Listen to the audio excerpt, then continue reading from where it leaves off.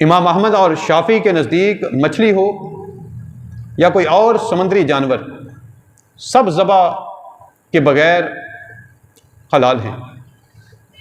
और इमाम मालिक के नज़दीक समुद्री खिंजीर के अलावा सब हलाल हैं। और इमाम अबू हनीफ़ा के नज़दीक मछली हलाल, बाकी समुद्री जानवर हराम हैं।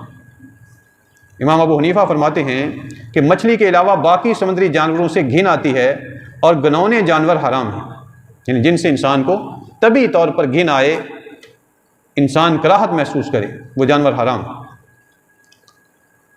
कुरान मजीद में है वयुहर्रिमु अलैहिमुल खबाइस, और नापाक चीज़ें आप उन पर हराम करते हैं, यानी नापाक चीज़ों को आप हराम ठहराते हैं या करार देते हैं। फिर इसी तरह हज़रत अब्दुल्ला इब्न उमर रज़ियल्लाहु अन्हुमा बयान करते हैं कि रसूलुल्लाह सल्लल्लाहु अलैहि वसल्लम ने फरमाया, हमारे लिए 2 मुर्दार और 2 खून हलाल किए गए। रहे मुर्दार तो वो मछली और टिड्डी हैं,